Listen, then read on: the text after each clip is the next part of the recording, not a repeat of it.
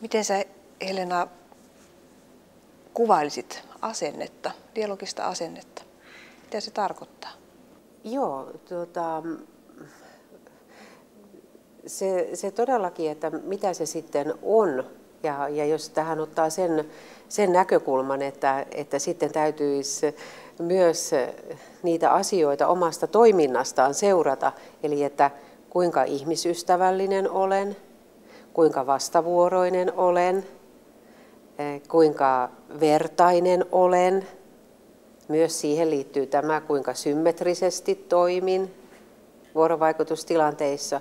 Ja kaiken kaikkiaan nykyään niin kun on lisännyt tähän, että sanoisin, että kuinka myötätuntoisesti suhtaudun. Sä nostit aika monta tärkeää sanaa äskeisessä puheenvuorossa esille ja ehkä sieltä nostaisin esille sen, että miten tämmöistä vastavuoroista toimintaa voisi harjoituttaa jokainen itsessään, niin opettaja kuin osallistuja dialogisessa toiminnassa. Joo, että just toi vastavuoroisuus esimerkiksi, niin se on asiana sellainen, että me käytetään sitä sanaa sujuvasti ja sitten kuitenkin, jos aletaan miettiä, että mitä se käytännössä tarkoittaa omassa toiminnassa, niin se on aivan toinen asia. Me huomataan helposti vastavuoroisuuden puute, eli ne pienet teot, joilla me osoitetaan, että me toimitaan toisen ihmisen suuntaan samalla tavalla kuin me toivottaisiin itsemme suuntaan toimittavan, niin niitä asioita ei olekaan sitten mahdollisesti havaittavissa omasta käyttäytymisestä. Ja mä tarkoitan just sitä, mitä esimerkiksi opettajana tekee helposti, että ajattelee, että opiskelijat ovat niin kovin torjuvia, eivät reagoi mihinkään, empatiaa puuttuu.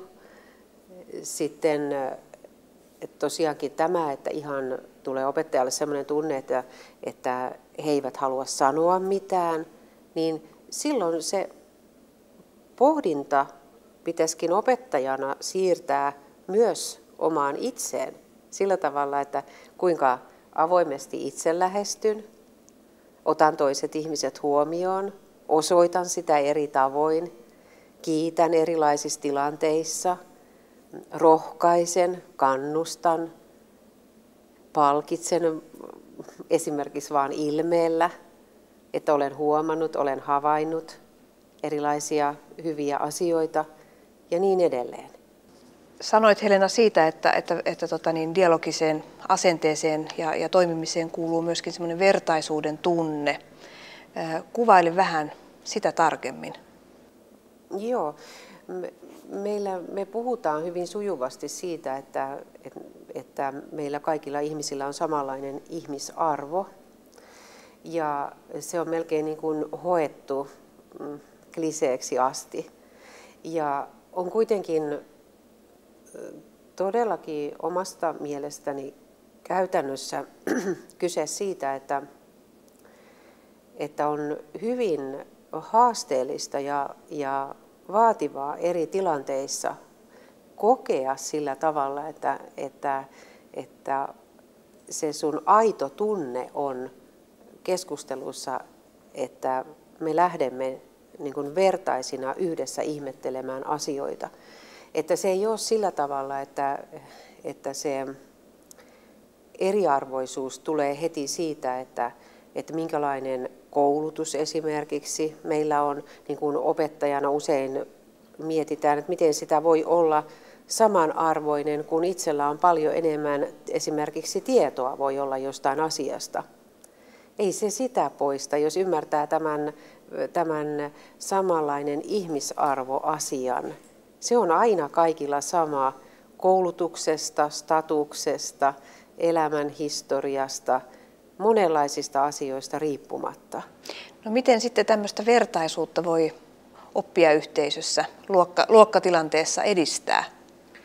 Joo, tosi tärkeä paikka esimerkiksi opettajana, jos ajatellaan meidän aikana, kuinka paljon puhutaan erilaisissa yhteyksissä siitä, että miten esimerkiksi opiskelijat eivät yhteisöllisesti toimi keskenään ja on paljon kilpailua. Meidän yhteiskunta on kilpailuhenkinen, korostetaan yksilöiden erinomaisuutta ja sellaista, että jokainen tavoittelee vaan niin kuin sitä omaa paremmuutta suhteessa muihin. Jos lähdetään tästä vertaisuuden ajatuksesta, niin silloin tämmöisillä asioilla ei ole merkitystä, vaan että meillä on koko ajan se mahdollisuus olla kehitteillä, keskeneräisiä ja silti me ollaan arvokkaita ihmisinä niissä joukoissa, missä me toimitaan ja niissä yhteisöissä, joissa me toimitaan.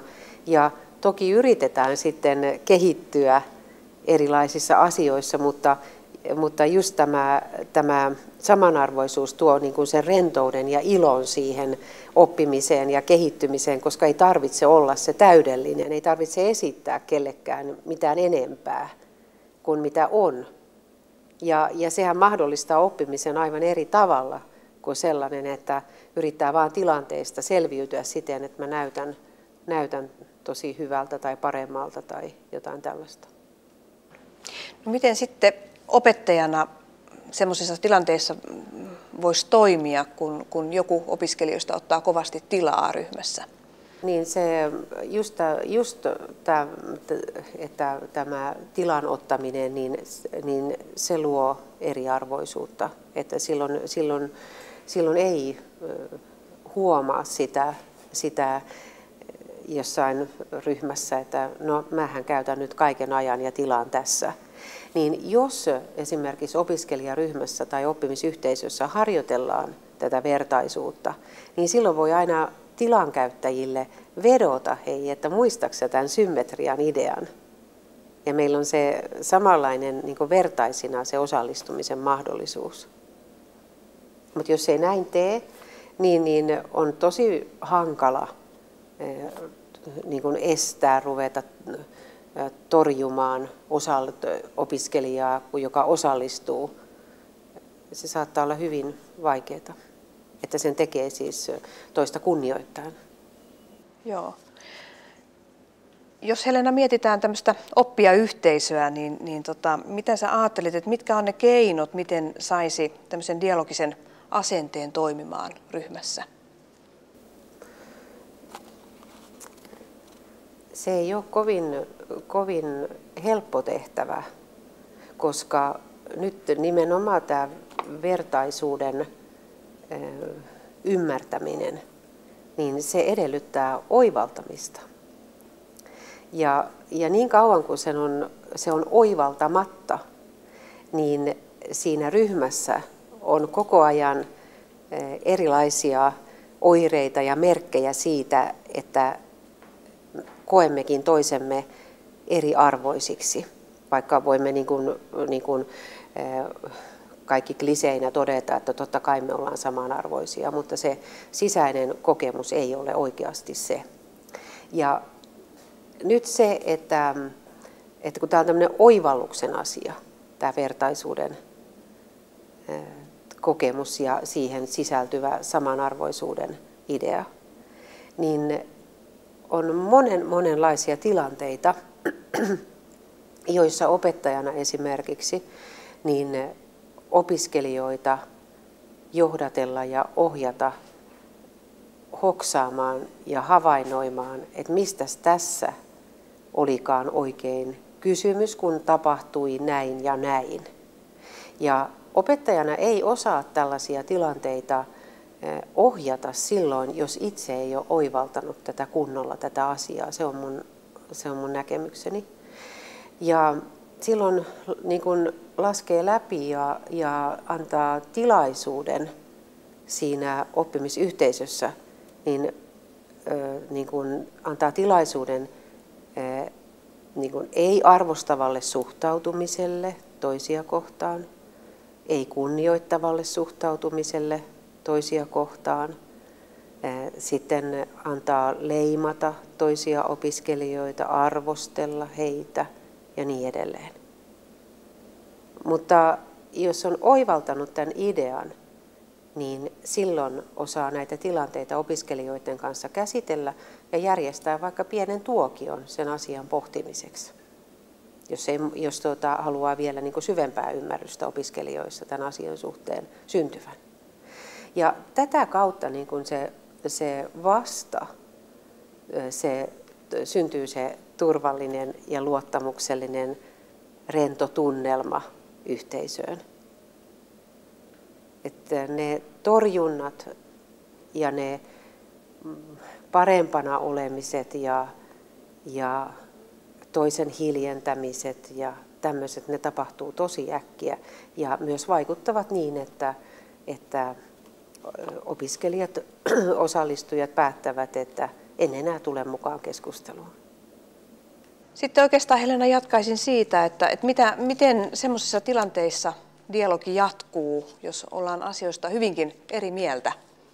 Joo, ja joissa on siis se helposti se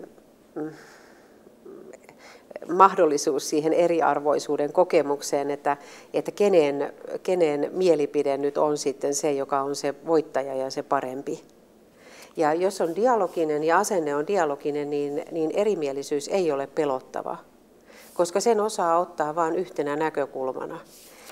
Ja jos me ajatellaan asioita, niin kuin, että miten tämä nyt kuuluu siihen dialogiseen ajatteluun, niin kuin me yritetään niin kuin sitä kokonaiskuvaa kussakin opetusoppimistilanteessa synnyttää, niin nämä erilaiset ajattelut ja ajatteleminen, ne on vain niin kuin näkökulmia, jotka luo sitä yhteistä asiaa. Ja se ei ole, siis jos tämän on sisäistänyt tämän asian, että minun arvoni ei ole sama kuin kuinka monta kannattajaa saan ajattelulleni, niin silloin on helppo olla sellaisissa tilanteissa, jossa ollaan montaa mieltä, koska se oma persoonallisuus ja se oleminen ei kaadu siihen erimielisyyteen.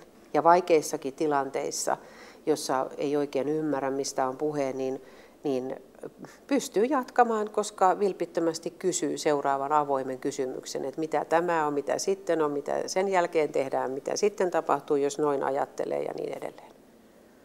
Eli jos kudon tässä yhteen sun esille tuomia seikkoja ja silloin kun toimin dialogisesti, niin toimin ihmisystävällisesti, vastavuoroisesti, myötätuntoisesti ja empaattisesti.